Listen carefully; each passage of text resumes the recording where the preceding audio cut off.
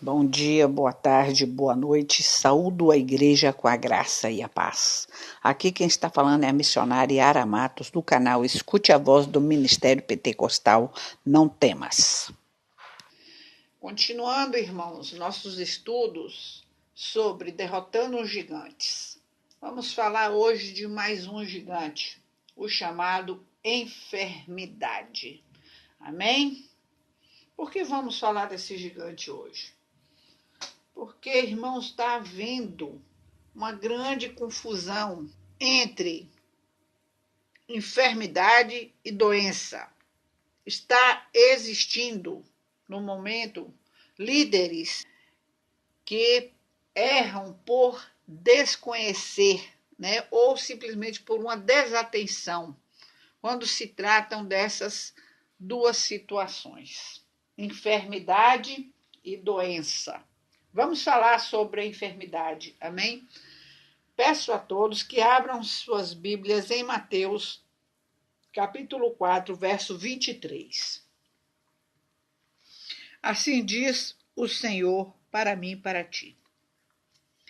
E percorria Jesus toda a Galileia, ensinando nas suas sinagogas e pregando o evangelho do reino e curando todas as enfermidades e moléstias entre o povo.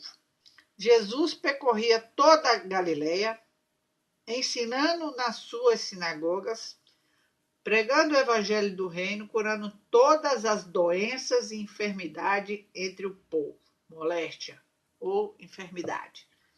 Naquele momento, irmãos, Jesus havia curado muitas pessoas de enfermidades, de doenças e de espírito malignos, e dado a vista a muitos cegos. Lá em Lucas, no capítulo 7, no verso 21, abram, por gentileza, em nome de Jesus. Jesus fala assim: e na mesma hora curou muitos de enfermidades e males e espíritos maus, e deu vista a muitos cegos. Então, este texto fica claro a separação entre doenças e enfermidades, como duas coisas distintas que devem ser tratadas como são, ou seja, cada uma sendo analisada e tratado de acordo com sua raiz. Então vamos definir a doença e a enfermidade. O que é a doença, irmãos? Para que vocês não confundam a mente de vocês, porque muitos falam, crente não adoece, crente não fica enfermo. Onde ouviram isso? Que procedência é essa? Né? Em Eclesiastes, se não me engano, a palavra nos ensina que tudo o que acontece ao justo acontece ao injusto também. Então vamos olhar aqui o que é a doença, para que vocês possam aprender, entender e discernir. A doença é algo que todos nós estamos sujeitos. Repetindo, todos nós estamos sujeitos. Isso porque vivemos em um corpo físico, físico de carne e osso, onde temos células que podem ficar doentes, morrerem. Podemos ser atingidos por ações de vírus e bactérias, ou de um mau funcionamento de algum sistema do nosso corpo, ou mesmo de um órgão. Finalizando, as doenças são de cunho patológico, as causas são físicas e isso afeta nosso corpo e até mesmo a nossa mente. Não tem por sua causa algo espiritual. Anotem este fato em nome de Jesus. Repetindo, é algo que todos nós estamos sujeitos, porque vivemos em um corpo físico que possui carne e osso, onde existem células que ficam doentes, que podem morrer, que podem ser atingidos por vírus, bactérias ou por algum mau funcionamento do sistema do nosso corpo ou órgão. São de cunho patológicos. As causas são físicas e por isso afeta nosso corpo e também a nossa mente. Vamos estudar um pouquinho mais. Não tem por sua causa algo espiritual. A enfermidade agora. O que é enfermidade? A enfermidade é de cunho espiritual. Anotem, ou seja, tem sua causa em uma ação espiritual demoníaca. Olha só, podemos notar uma coisa nos 4 evangelhos de Jesus, quando curava um enfermo, sempre saía um ou mais demônio do corpo daquele indivíduo. Ou primeiro Jesus expulsava o demônio e, consequentemente, a cura acontecia instantaneamente. Amém? Porque aquele demônio que ali estava era um espírito de doença, ou seja, um demônio que atua na saúde das pessoas, causando males. Claro que o mal atinge o corpo físico, a mente e o psique da pessoa. Por isso, muitos acham que é apenas uma doença normal, mas a raiz de tudo isso é uma ação espiritual. Pergunta-se: o cristão pode ficar doente e enfermo? Muitos se apegam em um texto que está em Isaías, no versículo 4 e 5, que diz: em verdade, ele tomou sobre si nossas enfermidades e carregou o nosso sofrimento. E nós o reputávamos como um castigado, ferido por Deus e humilhado. Mas ele foi castigado por nossos crimes e esmagado por nossas iniquidades. O castigo que nos salva pesou sobre ele. Fomos curados graças às suas chagas. Amém? Como podemos falar também. Verdadeiramente, outra versão, amém, igreja? Ele tomou sobre si as nossas enfermidades e as nossas dores, levou sobre si, e nós o reputamos por aflito, ferido de Deus e oprimido. Mas ele foi ferido pelas nossas transgressões e moído pelas nossas iniquidades. O castigo que nos traz a paz estava sobre ele, e pelas suas pisaduras fomos sarados. E dizem que não podemos ficar doentes porque Jesus levou na cruz nossas enfermidades.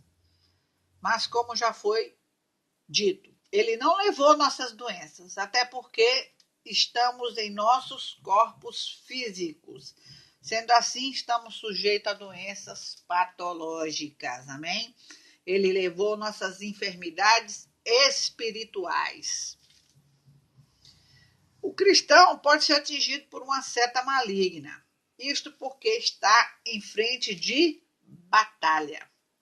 Já que vivemos em uma guerra espiritual contra quem? O diabo e os seus demônios, ou por falta de um revestimento espiritual, como oração, como ler a Bíblia, como frequentar cultos, né? Ou por deixar brechas como pecado ou falta de perdão, falta de liberar perdão, isso traz brechas, irmãos, em sua vida e em sua armadura. Tal armadura que está escrita lá em Efésios, capítulo 6, do verso 14 ao 17. Quais são as armaduras? O capacete de fogo, a couraça da justiça, o cinturão da verdade, os sapatos do evangelho, o escudo e a espada. Amém? Mais abaixo um pouco no meu canal tem falando sobre todas as armaduras do cristão. Eu digo a todos vocês, como você vai ter uma enfermidade, né? E acontecer de ser atingido por uma seta maligna. Em primeiro lugar, você está em frente de batalha. Você está vivendo uma guerra espiritual contra o diabo e seus demônios. Então, por uma simples falta de revestimento, você pode, né, levar essa seta, né? Isso pode trazer brecha para a sua vida, né? Você pode, ou melhor, você pode abrir uma brecha em sua vida, como a falta de perdão, como a falta de ler a Bíblia, de orar, de frequentar cultos, entendeu? Você pode causar essa abertura na sua armadura, entendeu? E lhe trazer problemas. Então, a enfermidade, ela é de cunho espiritual, porque estamos sempre na guerra espiritual. Quando você entra em batalha espiritual, intercede, ora por uma pessoa, o que está acontecendo? Você está pleiteando uma causa, você está colibindo com violência contra a força satânica. E Satanás, irmão, não fica nem um pouco feliz com isso. Então ele faz de algum jeito você ficar abatido, tentar desistir de alguma coisa. Ele te adoece, por exemplo, igual estamos estudando sobre esse gigante aqui agora, entendeu? Ela pode ser uma enfermidade de cunho espiritual, porque estamos em frente a uma batalha. Então Satanás fica furioso e, como estudamos aqui agora, acaba nos afetando. Mas o que acontece? Deus nos dá livramento sobre essas setas, né? Deus nos dá livramento dessa seta e as joga por terra. Como está escrito em Isaías 54:17, que nenhuma ferramenta preparada contra nós prevalecerá. Não é isso? Toda ferramenta preparada contra nós não permanecerá, não prevalecerá. Então, por isso temos que orar a Deus para nos livrar de todo dardo inflamado do inimigo. E o inimigo que todos sabem que é o diabo. Irmãos, muitas vezes Deus vai usar um outro servo dele para nos orar e nos livrar deste mal, ou seja, desta enfermidade, certo? E eu faço uma observação a todos vocês. Muitos dizem que o cristão está aí enfermo, né? Ou doente, é porque está em pecado. E isso aí não é verdade. Até pode ser, mas não podemos tomar como regra. Por quê? Porque temos que lembrar que estamos sujeitos a isso, seja por questões físicas ou por estarmos no meio de uma batalha espiritual.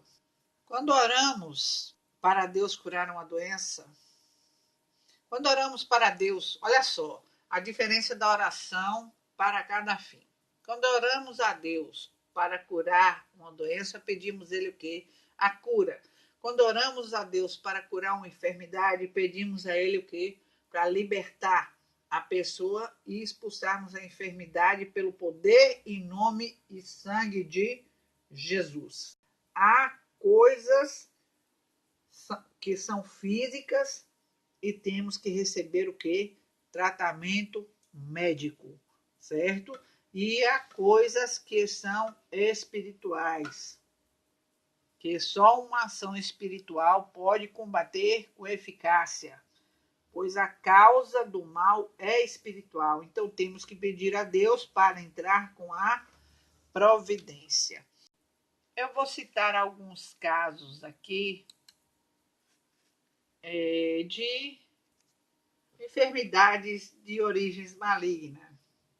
Todavia, jamais um servo de Deus será atingido por doença dessa procedência sem a permissão de Deus. Certo? Como foi o caso de Jó. Em Jó, capítulo 2, no verso 6, está escrito lá, né? No Novo Testamento é citado também alguns casos de enfermidade de origem espiritual maligna. No Novo Testamento, que é o caso do menino lunático, ou seja, é uma doença que era muito parecida com a epilepsia naquele tempo. E quando chegaram para junto da multidão, expulsou-se dele um homem que se ajoelhou e disse: Senhor, compadece de meu filho que é lunático e sofre muito, por muitas vezes cai no fogo e outras na água. Ele disse o quê? Trazei-me aqui o menino. E Jesus repreendeu o demônio e este saiu do menino. E desde aquela hora ficou o menino curado. Mateus 17, no versículo 14 a 18. E o caso do homem que era mudo. De outra feita, Jesus estava expelindo um demônio que era mudo. E aconteceu que, ao sair o demônio, o mudo passou a falar e as multidões se admiravam. Então, é importante fazer esses esclarecimentos. Nem todo ataque epilético, irmãos, é de origem demoníaca, pois muitos vão basear na Bíblia e vão lá expulsar o demônio de uma pessoa que já é epilética, né? Então, por quê? Porque hoje a ciência já descobriu que eles são provocados por uma espécie de quê? De curto-circuito no cérebro. É de origem física. Portanto, Você não pode sair por aí, irmão, expulsando demônio de quem sofre ataques epiléticos, amém? Você vai ajudar o quê? Ele a encaminhar-se para um médico especialista. E nem toda pessoa que é muda é por influência demoníaca. A maioria pelo simples fato de serem surdos, por não poderem ouvir, não tem como compreender os sons da palavra e, portanto, não pode emitir sons inteligíveis. Por isso, jamais você deve cometer o erro de querer expulsar demônios de tudo que é mudo e aparecer na sua frente. Vigiem, irmãos. É necessário que tenhamos o quê? O discernimento espiritual para diferenciar o que é e o que não é enfermidade de origem demoníaca. Não se pode atribuir todas as doenças de uma pessoa a uma ação direta de demônio. Certo? Nós temos também outro caso na Bíblia, né? Que foi o rei Ezequias, que ficou muito doente. Temos casos de depressão, como o profeta Elias também, que entrou naquela caverna por estar deprimido com a perseguição de Jezabel para matá-lo. Então, a depressão, ela é uma doença física, como qualquer outra, só que ela desorganiza as reações emocionais. É uma doença muito complexa e difícil de ser diagnosticada. E um dos seus principais sintomas pode ser confundido com a tristeza, com a apatia, com a preguiça, com a irresponsabilidade. E ela possui também casos crônicos, como fraqueza ou falha de caráter. Não existe crentes que estão livres de possuir depressão. Amém, irmãos? Então, existem casos, né? Jó também teve, Jonas, Davi. Por quê? Porque Satanás nos tenta bater de alguma maneira.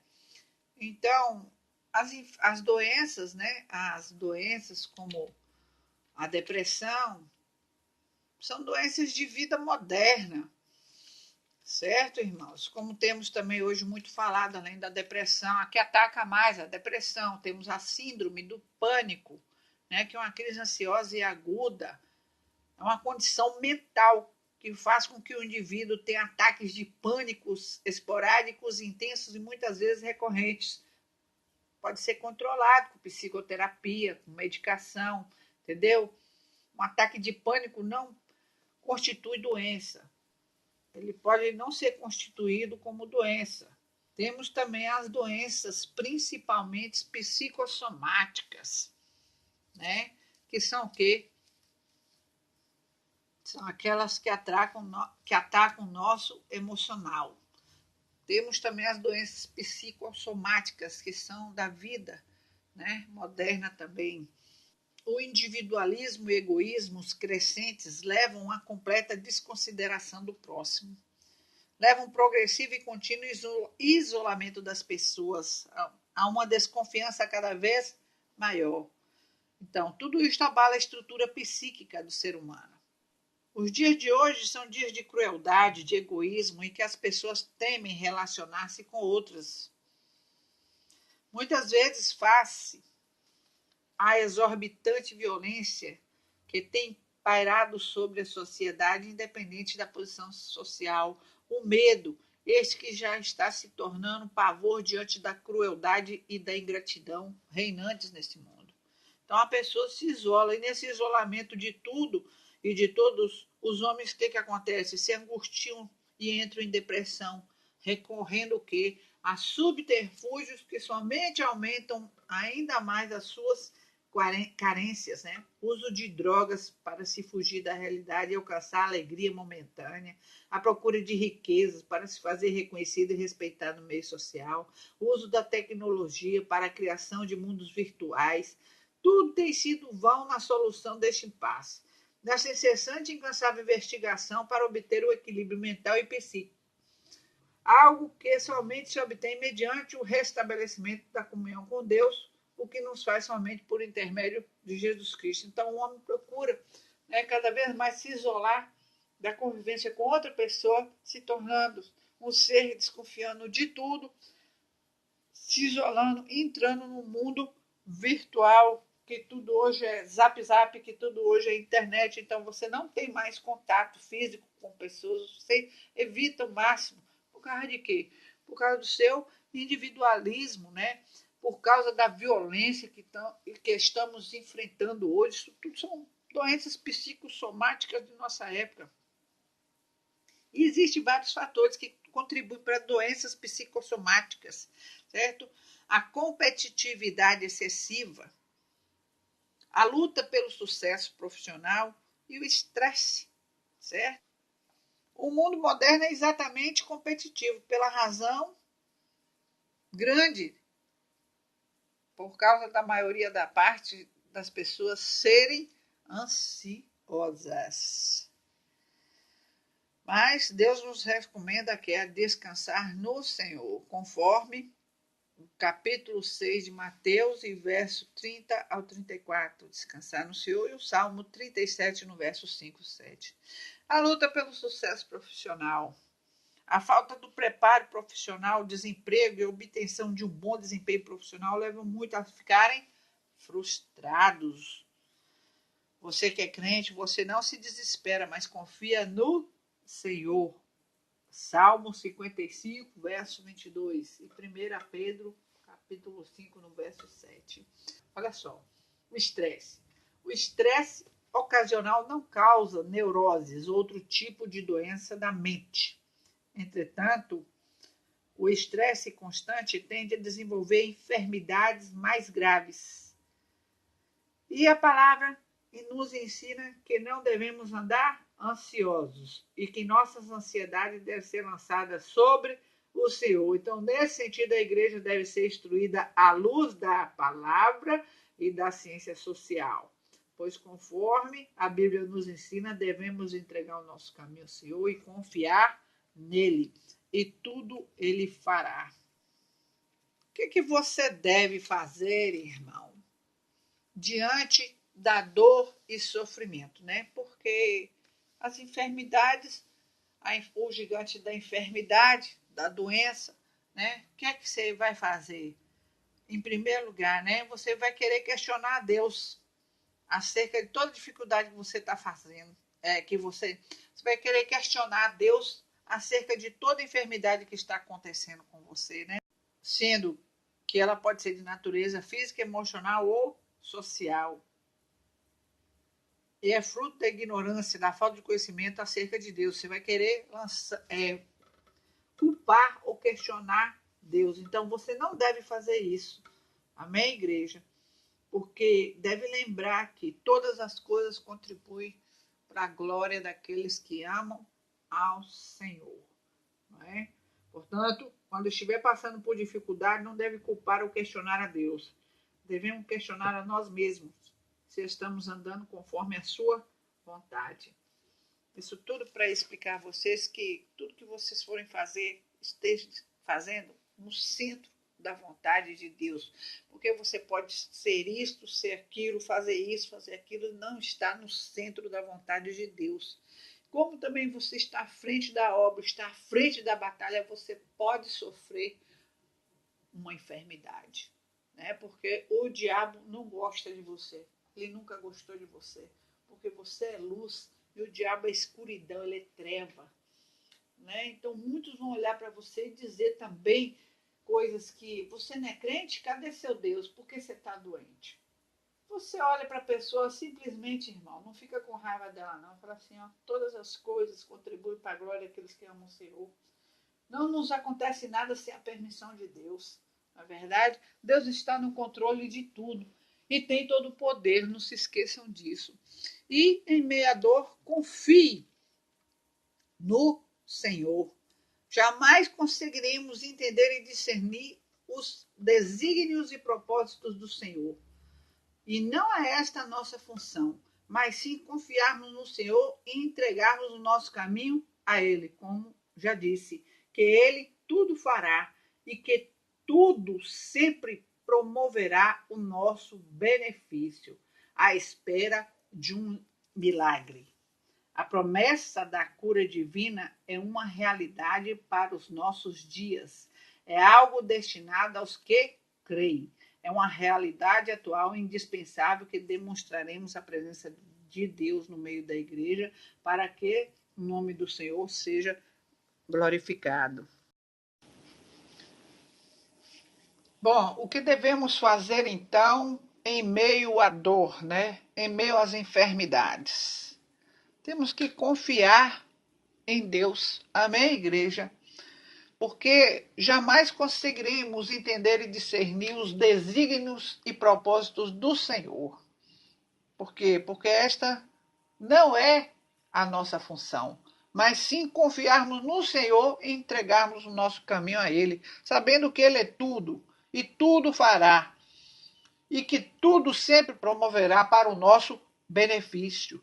Na verdade, é estarmos à espera de um milagre. Então, a promessa da cura divina é uma realidade para os nossos dias. É algo destinado aos que creem. É uma realidade atual e indispensável que demonstraremos a presença de Deus no meio da igreja para que o nome do Senhor seja glorificado.